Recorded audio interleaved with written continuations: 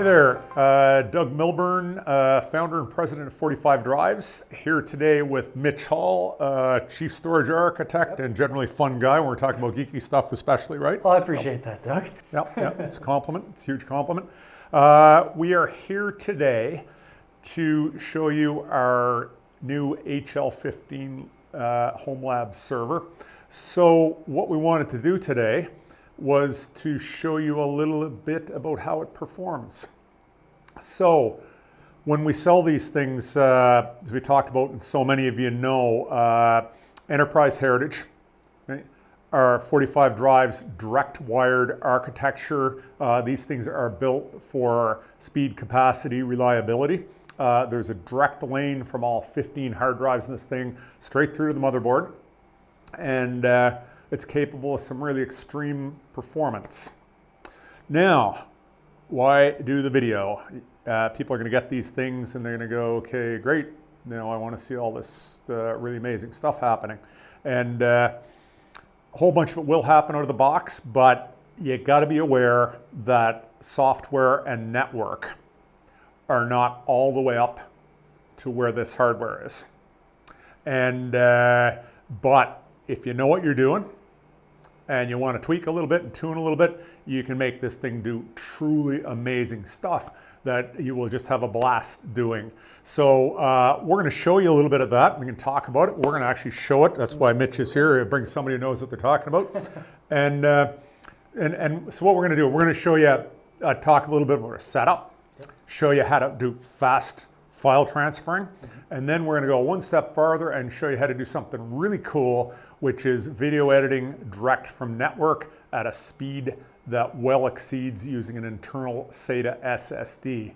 And it's really, really cool. So Mitch, let's go and tell me what we have here. Let's start off on our server. Absolutely. So, like you said, we've got our HL15 here, which is, like you said, big, strong, fast. It's in our DNA. So people would think maybe, would you cut corners for it? But like you said, it's all single path right back to the motherboard. We're not cutting any of that out. So we've got a 6-core Xeon in there. We've got a 16 gigabytes of RAM stocked by default. Now, of course, you could upgrade that and add more if you want. We've got 10 gigabit networking on board, 2 of those ports. So you can actually bond those and get 20 gigabits of bandwidth. And yeah, obviously 15 bays for you to put all your hard drives in. So you're just talking about his stuff, and I think about 15 hard drives that are all set up to use in parallel. Yep. We'll talk about all the numbers and speed in that a little bit. We just got the network, and you said you have 20 gigabits, which is over 2 gigabytes per second of transfer speed there. Yep. Not going to do much for most home setups, is it? Exactly. Most home labs are probably not going to have our next piece here, which is the 10 gigabit networking. I mean, some enthusiasts certainly will, but it might be very much overkill for others. But you're going to want to get one of these. What's these? What is this? So this is a Netgear 8-port 10 gigabit switch. And you can pull one of these off Amazon for around $500-600 usually. Unmanaged. Unmanaged switch, exactly. Yeah. I mean, obviously you can go very balls to the wall crazy with these, but this is a great home lab choice, I think. And what's the cost again? $500-600. $600, yep. 8 ports. 8 ports. And you could go down to like 4 ports, if you don't need all that ports, to shave off a little bit of money as well. So it's a little more than your $50 you can get for 1 gigabit, but exactly. But it's a lot more.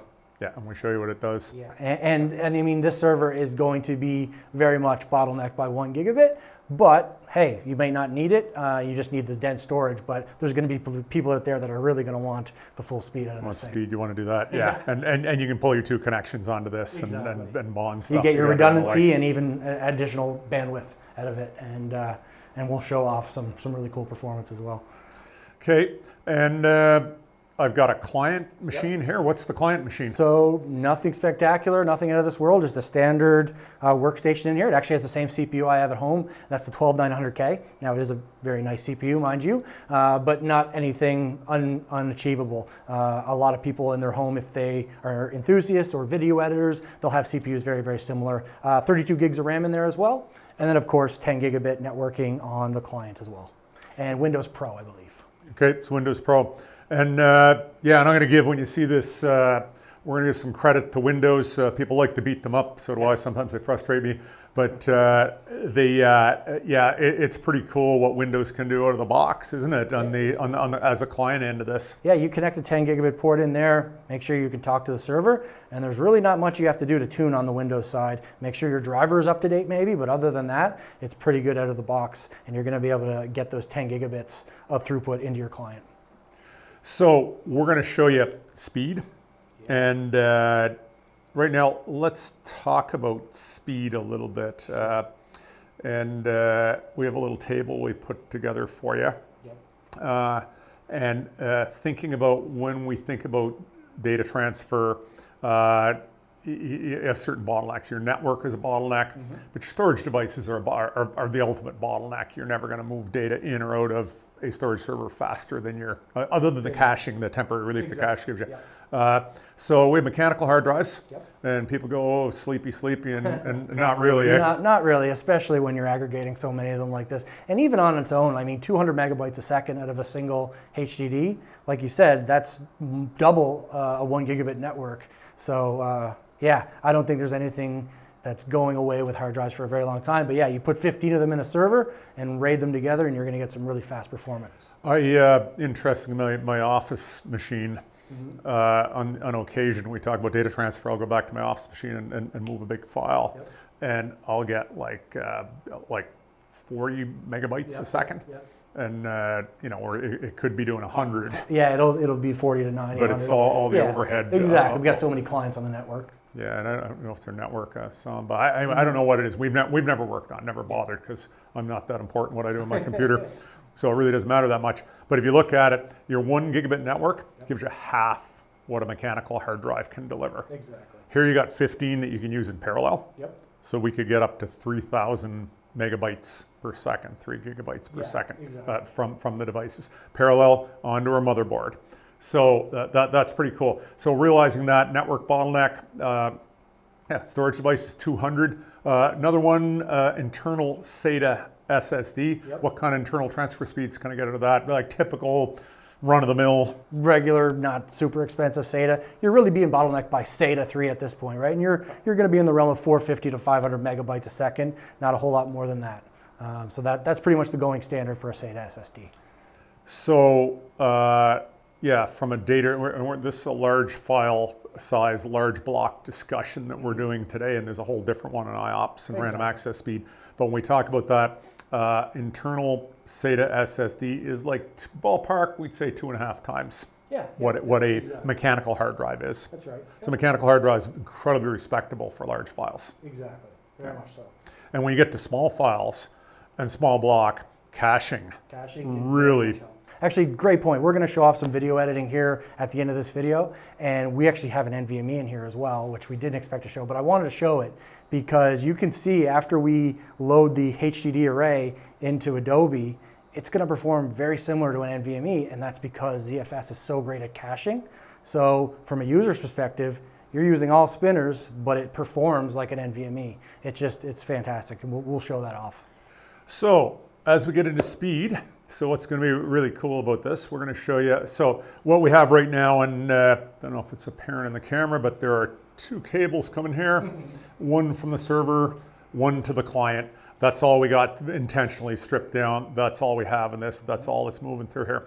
So the maximum we could get through that at 8 bits coming down a pipe, the 10 gigabit pipe, would be 1,250 megabytes per second. When you do that. There's your theoretical maximum that you're going to get. And then we got some overhead packet, overhead and whatever else.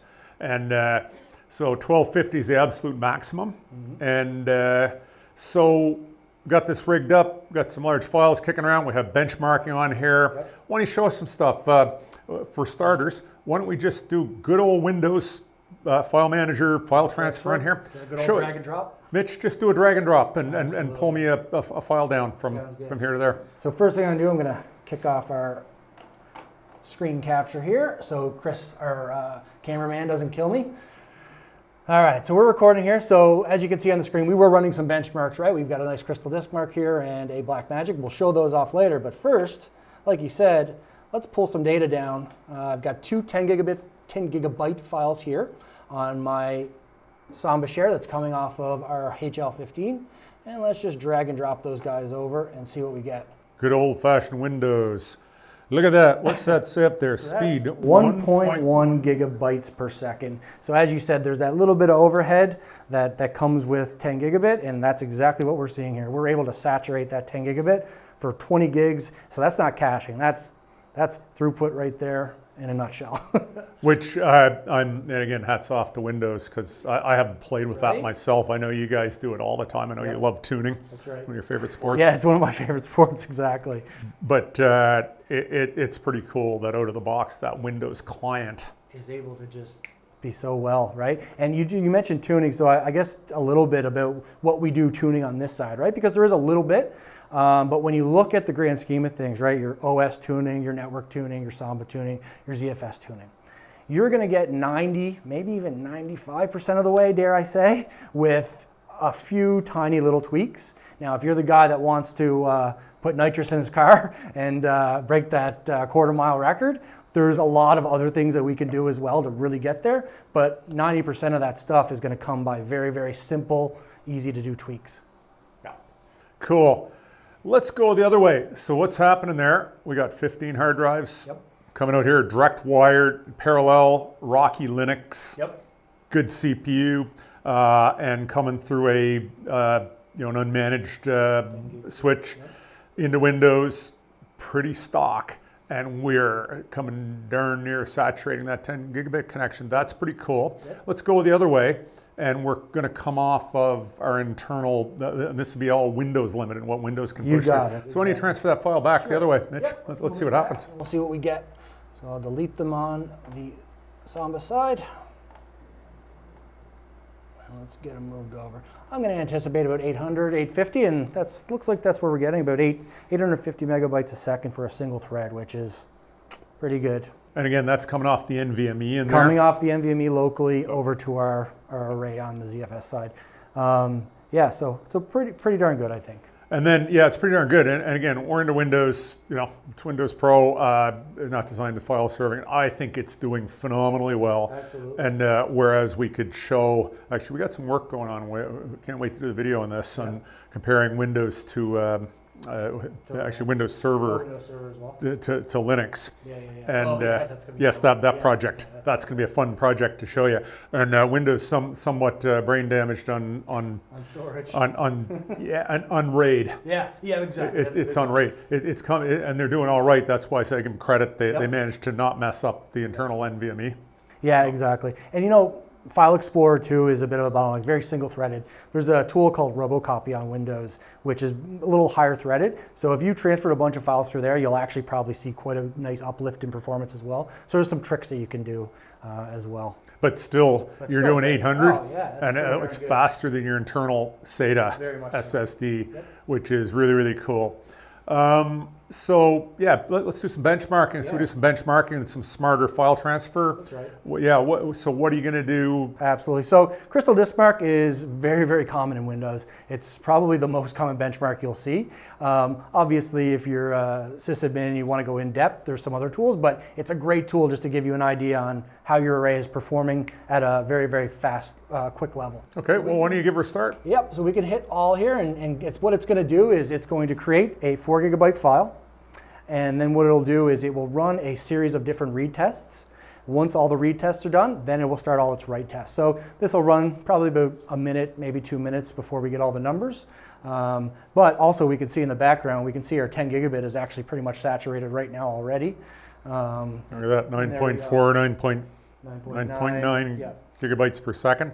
So we can see this isn't caching, right? This is definitely all network traffic. And the really cool thing about the HomeLab 15.2 is because we're using ZFS, we can really tune for any workload very, very easily. And it's not like, oh, my array has to be just built for this. You can have data sets that are built for all kinds of different workloads very, very trivially and easily. And like I said, that's some of that documentation that we'll so we're going to get that out. Yeah, we want to share this with this whole world. Absolutely. And a lot of people in the HomeLabs world, of course, do this stuff at work. So, yeah, exactly. Yeah. So we'll be moving it to and from work. We're going to move our stuff out of enterprise into HomeLab, and then other people do that, and we'll all be a little richer for it. Yep. And now you can see what it's doing is it's running random 4K. So whereas the first two tests were using a large block size, these ones are using 4 kilobyte. So while the number will be smaller, your IOPS, or your in and out operations per second, are going to be higher than the 1 meg.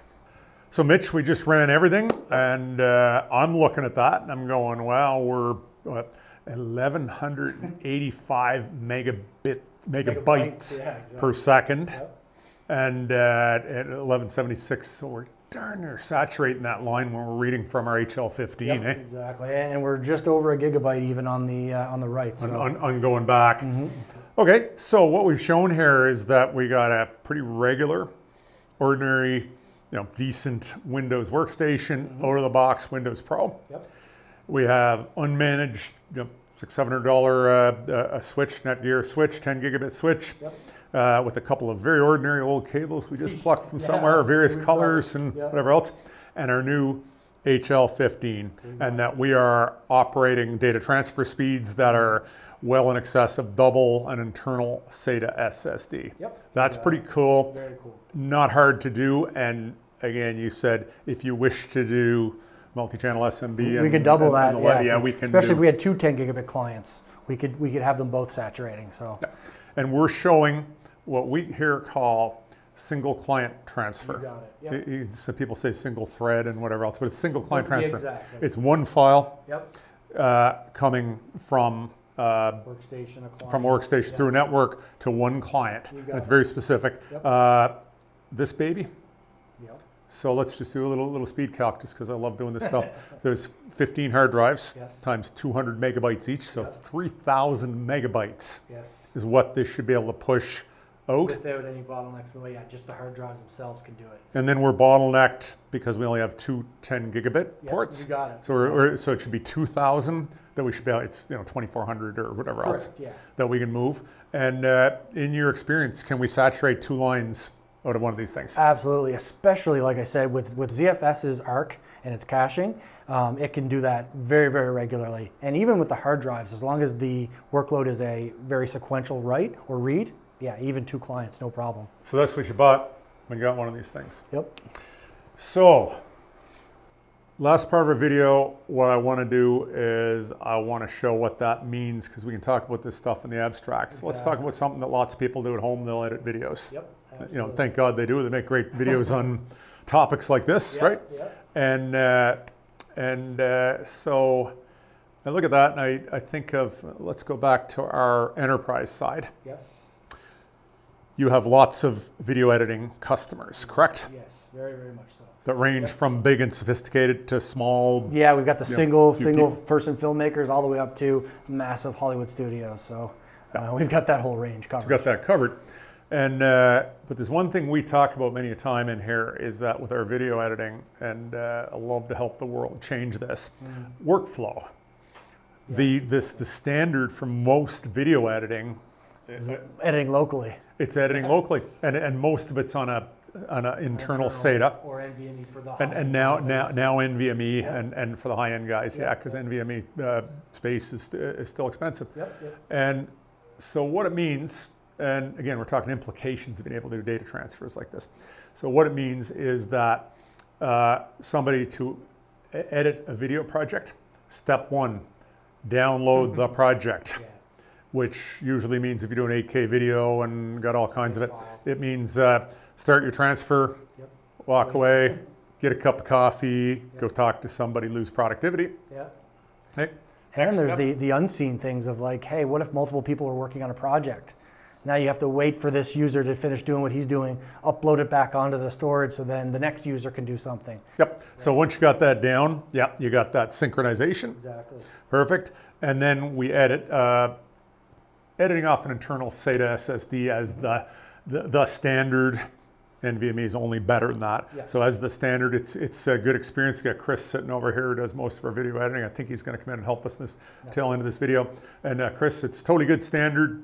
Chris doesn't actually edit off one of those, but he knows that it works fine. He does edit locally though, so like he's used to the very fast performance. So if we can convince him of using this and he sees that it's just as good or better, then we know we're doing something right here. Yep.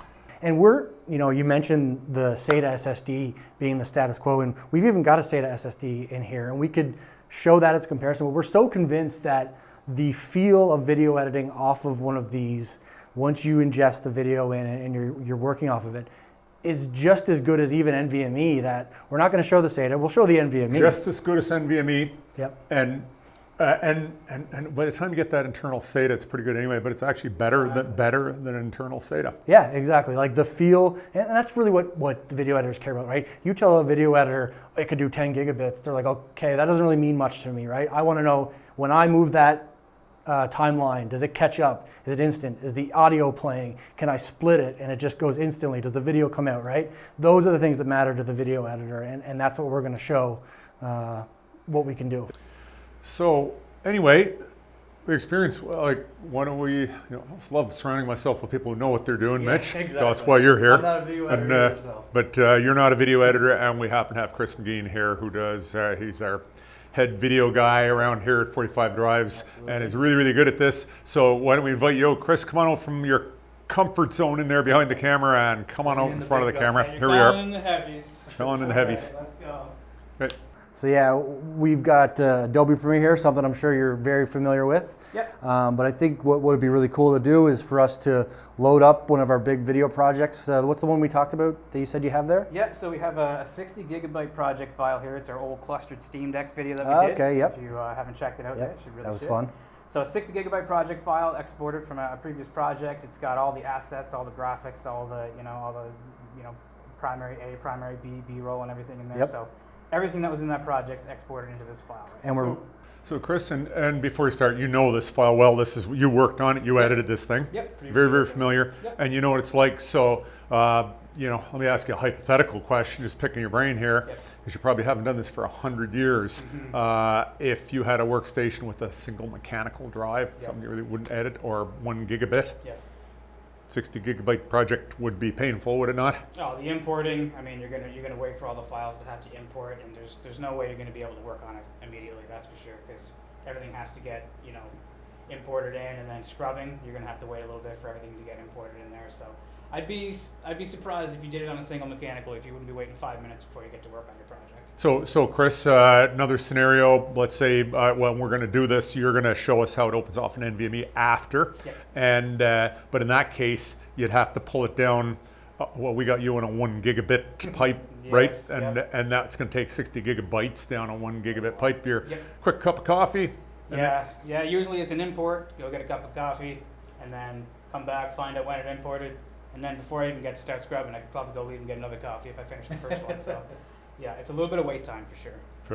Just getting up and down the pipe. Yeah, but I've just normally adapted my schedule according to what I'm able to do. So now I'm interested to see if I'm able to speed that process up a little bit. Okay, so let's do the following. Let's get at this. So video editing, and it's the open is the big thing. Well, let's open, and then let's look at, hunting around, looking at some clips, and just show us some editing things. Absolutely. And it's all about not having a pause, right? Yep. So we come in here, it's first thing in the morning. You already got your coffee. Let's open up your project off of our new HL15.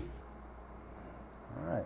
So now we're going to load it in, and we're going to see how it feels. Yep. Magic moment. Here we come. Go. Wow. Okay. That was quick. Okay. Whoa. No problem scrubbing immediately. We can hear our hard drives hard at work over there. Yeah. Which is exactly what you want to see. Yeah, I don't know if we'll catch it in the video, but there's a deep grumble when you got 15 hard drives. Not that hard drives are loud, but it's. It's a feeling. You can feel it even. Yeah, look at that. You can start editing off the source files. It doesn't look like we're dropping any frames or anything here. No, I'm going to move that over here. You can play it instantly. Look at that. Cool. Yeah, we got audio playing there through. Yeah, audio's playing too. There's you walking. That's cool. I didn't need to get up and make any drink at that point in time. That's cool. Yeah, you know what? That is so cool. You have not had to download the thing to a local drive. You're not going to have to upload it after. You just open the darn thing and it's instant. It's really, the experience on that is really phenomenal. And, and as we said, we know the industry, the video editing industry. An awful lot of places, I'd say the majority of them have a workflow where they download work and then upload again. And then, just thinking, I always look at uploading and I go, like filing is up there with Documentation. Mitch, can you document that project you just did? No, I like to delegate joy. that one. Yeah, delegate that one. Yeah, it's quite miserable. Yeah. So we're leaving that all behind. Yep, Yeah. absolutely. No, exactly. It's just going to make it so much more efficient for people. I mean, you're saving on average about 10 to 15 minutes per project. You Yep. exponentially, you work on multiple projects per day, you're Exactly. saving time there. So You save time, and the big one, it's irritation. Yeah, Like when you're irritation. dumping irritation, oh, it's just so nice, isn't it? Yeah, like I said, people say, "Oh, I get paid by the hour," but do 2 hours of documentation, busy work versus something you really enjoy doing, and Yeah. it's it's night and day. exactly. Okay, so folks, there's that experience. Silky smooth, quite amazing. Yep. 10 gigabit, $500-600 switch. Yep. Our HL15, full of 15 drives. Non-exotic workstation, Adobe Premiere. Oh, yeah, And we just showed something really cool. Let's do one more thing, just for reference. Yep, absolutely. Okay, and this is a good experience too, but we're going to take the same project, located elsewhere, and on our internal NVMe, and let's open it up, and we'll just compare those. The almost perfect experience opening up. Let's see what it's like in an internal NVMe. Yeah, exactly. And remembering that has a download and a coffee, and then And filing and uploading coffee. Exactly. So, Yep. So we're going off of our D drive here, which is our internal Samsung SSD. So let's So go. what's this project? and what is it? It's a Samsung. The Evo. Yeah, I believe it's an Evo 860, something like that, 860, 870. But yeah, Good- so good really good NVMEs. consumer NVMe that you'd Yep. expect in this type of field. Yeah. So let's do the import. Very close, very fast, just like the hard drives. Yeah, absolutely. Same thing. Scrub immediately.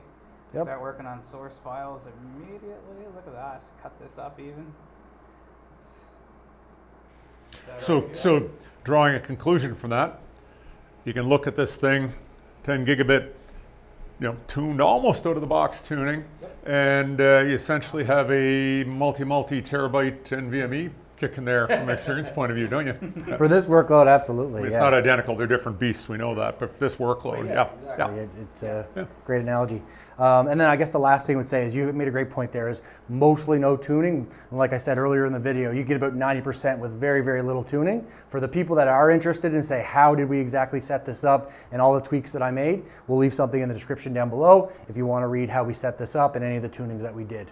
So that'll be for you guys that want to tinker and tweak.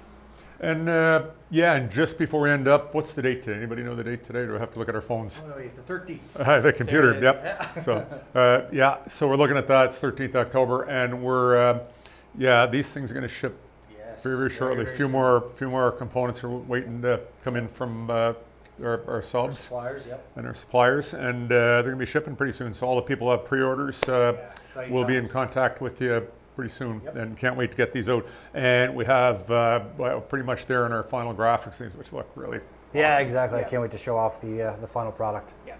Very cool. So that's it, Chris. Thank you for joining us. Thank you Thanks so for much. having me. Mitch, thanks for the expertise as always and for Anytime. allowing me to be here, even though I'm kind of like, I don't know. I have fun. So, Yeah, that's right. We all do. yeah. Hey. All right. Awesome. Thanks. Thanks, Thank you. guys.